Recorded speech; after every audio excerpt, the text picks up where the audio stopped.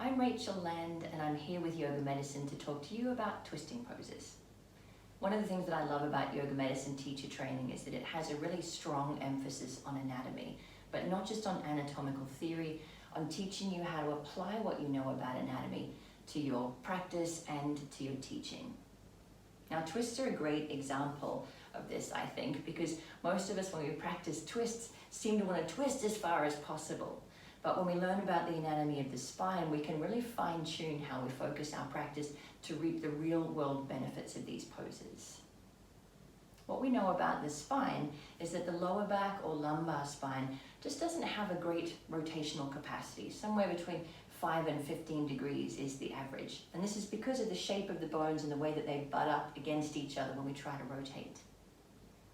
In contrast, the mid-back, the thoracic spine, has a much better potential for rotation, but because the ribs also attach to the mid-back or the thoracic spine, it tends to get a little bit stiff and stuck, a little less mobile, especially as we age. So in theory, yoga twists are a great way to maintain healthy range of motion in the thoracic spine, free up the muscles there, create capacity for better posture, better breathing, even better shoulder positioning.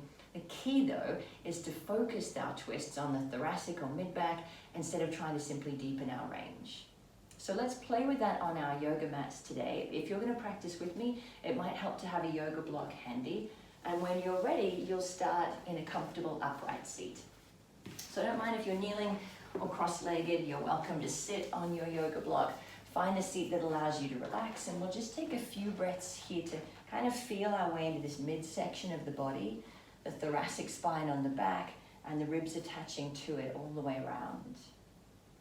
So as you settle in and breathe, see if you can feel your breath expanding in all directions. Not just into the chest and upper abdomen, but also out into the side ribs and into the thoracic spine on your mid-back. So feel that outward expansion each time you inhale. And as you exhale, imagine cinching in or drawing in toward the midline, hugging the ribs in towards each other, narrowing in around your waist, and notice how that makes you feel like you're sitting a little taller. So as you inhale, you'll expand in all directions. And as you exhale, you'll draw in and lengthen through the midline. Take a couple more breaths just like that.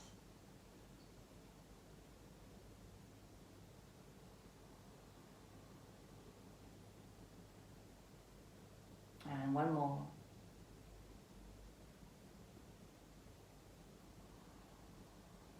And then keep that sense of hugging in or drawing in around your waist. If you're on a prop, come off it. Come down onto your seat. Take your legs out in front of you, and we'll have the feet on the floor about hips width apart. Here's where the block comes in handy, at least in my body, just in between the thighs, lower thighs just above the knees, so that I can keep my base really stable.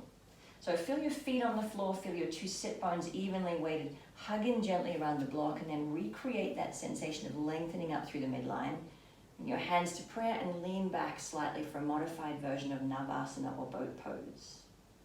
And you could keep the hands in prayer a little closer to the body, or you could reach your arms and hands forward, but inhale here, lengthen through the midline. And as you exhale, rotate just from the sternum, just from the rib cage towards your right. So the belly button stays forward, the knees stay pointing forward. Inhale to come through center.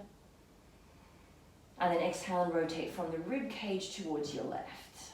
Now notice you probably won't go as far. Inhale to come forward. Keep that going with the pace of your breathing. But if you worry less about how far you go, and you're more interested on focusing that rotation on the mid-back, on the rib cage, you'll really reap the real world benefits here. So try to keep your knees level. For me, it helps to keep my gaze forward, so I can focus on hugging it around the block and keeping my knees level, my weight even on both sit bones, and I can start to feel the rib cage becoming a little bit less stiff and stuck, and the bones of my thoracic spine, my mid-back, starting to glide a little more freely in relation to each other. We'll do one more round. We'll finish on the left side. And once you've been to the left side, come back to center. Take one more moment to lengthen in through the midline. And then you can release your block. Sweep your feet to the back of your mat, your hands to the front of the mat. Come briefly into downward facing dog. And take a moment here to breathe around the ribs in all directions, expanding as you breathe in. And then hugging in toward the midline as you breathe out.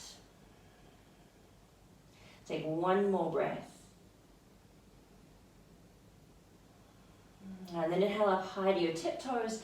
And as you exhale, walk your feet forward towards your hands. Inhale to come up halfway. Exhale and fold. Then put a deep bend in your knees. Bring your hands to prayer and lift your torso to Utkatasana, or chair or fierce pose. Now you can put the block back in between your knees if you like. Feet and knees will then be hips width apart. You might prefer to have the feet and knees together, but I want you to find a really sturdy and stable base, that same sense that you had a moment ago in Navasana, of the knees being level, the frontal hip points shining forward. Keep that stable and structured base. There's tip one, set the base. Hug in around the midline. Feel that sense of lengthening from your crown to your coccyx. That's step two, to cinch in around the waist or lengthen the midline. And then step three is to rotate from your ribcage, from your thoracic, again toward the right. So instead of just turning as far as you can, bringing your knees, your hips, your waist with you, keep the knees level, keep the frontal hip point shining forward, and rotate just from the ribcage. Now you won't come as far, but this is really where you reap the benefits of the pose. See if you can feel your right shoulder blade gliding back towards your spine and your left shoulder blade gliding away from the spine. So the scapula, the shoulder blades kind of help you mobilize the ribcage. Take a full breath in. Exhale out.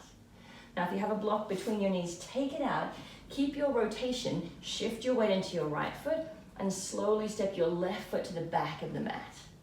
Keep the heel lifted, land with the feet on train tracks, hips width apart. And then again, level off the hips. It's harder now. You can't see the knees. So imagine lifting from the inner seam of that back left leg. Wrapping the right hip back and the left hip forward, so the frontal hip points are still shining straight ahead.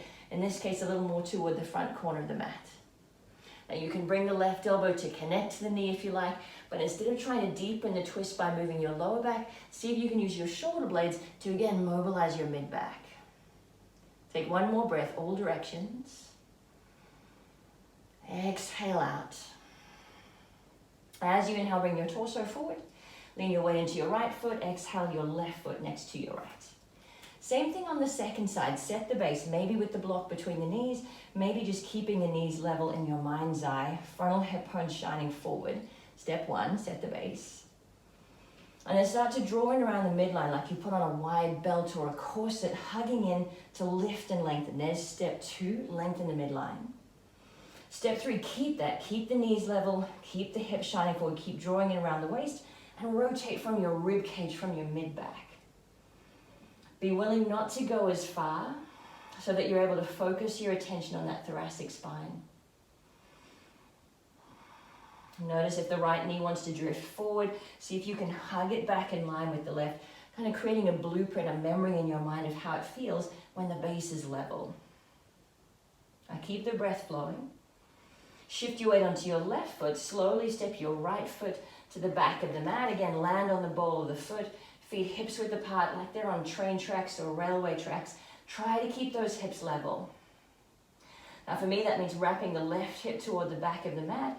It means not letting the right hip dip down, but being a little lighter and more buoyant there, and then hugging in around the waist so that I can really feel myself lengthen from my crown, now all the way to that back right heel. Take one more long breath in. Exhale out. Inhale to turn the torso forward. Shift your weight into your left foot. Exhale to step forward, and then fold over the legs. Let your head drape. Send a couple of slow breaths into the rib cage. Heel toe your feet a little wider apart. Turn the toes out, the heels in. Take a deep bend in your knees, coming down through Malasana, through this squatting pose. And then use your hands to support you back down to a seat. Again, you're welcome to use your block as a prop for your hips to help you sit a little more comfortably. Finish how you started. Same comfortable upright seat. Same awareness of the breath expanding in all directions.